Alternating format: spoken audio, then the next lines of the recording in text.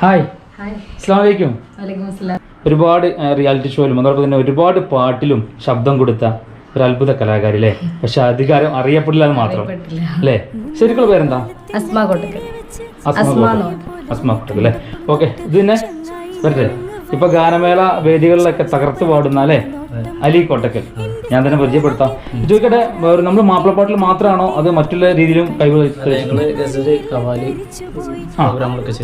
അതുപോലെ തന്നെ നമ്മളെ മാപ്പിളപ്പാട്ടല്ലാതെ മറ്റു മീൻ പാടുന്നുണ്ടോ? ഹിന്ദി അങ്ങനെയൊക്കെ? എല്ലാം പാടും, എല്ലാ ഗസലൊക്കെ പാടും അല്ലേ? അപ്പൊ ഇങ്ങനെയുള്ള കുറച്ച് കാര്യങ്ങളാണ് ഇന്ന് ഞങ്ങൾ പ്രേക്ഷകരുമായിട്ട് നമുക്ക് പങ്കുവെക്കേണ്ടത്. അപ്പോൾ എന്തായാലും നിങ്ങൾ ഒരു കാലത്ത് സത്യം പറഞ്ഞാൽ 1.5 കോടി ജനങ്ങൾ കണ്ട ആ ഒരു പാട്ടിൻ്റെ ഉടമ നിങ്ങളാണെന്ന് അറിയുമ്പോൾ സത്യം പറഞ്ഞാൽ വളരെ വിഷമമുണ്ട് കേട്ടോ. കാരണം ഇതുവരെ നിങ്ങളെ മുഖമൊന്നും എവിടെയും കണ്ടിട്ടില്ല ഞങ്ങൾ.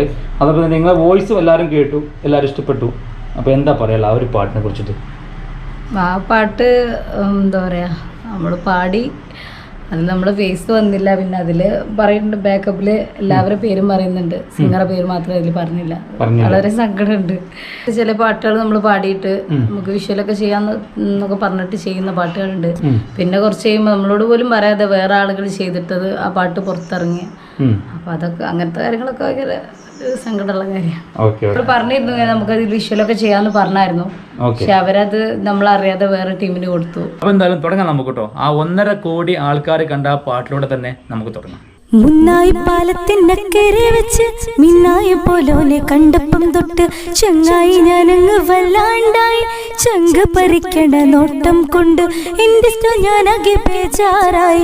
തിടുക്കം കുട്ടിയ വരത്ത് കണ്ട് എന്നറിയില്ല തരിച്ചുപോയി. അടുത്തു വന്നോന്റെ നിൽപ്പ് കണ്ട് കണ്ണില് നോക്കുമ്പോ മരസലായിട്ട് മിണ്ടാട്ടമില്ലെന്നേ.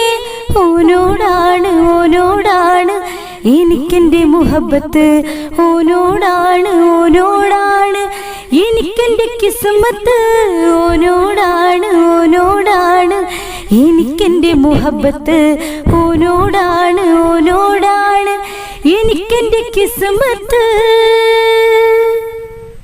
ആഹാ, എന്താ ഫീല്! ആ ഒരു വീഡിയോയിൽ നമ്മൾ കാണുമ്പോൾ ആ ഒരു ഫ്രെയിം ഉണ്ടല്ലോ, അതിങ്ങനെ മനസ്സിലേക്ക് വരിക അല്ലേ പാട്ട് കേൾക്കുമ്പോൾ?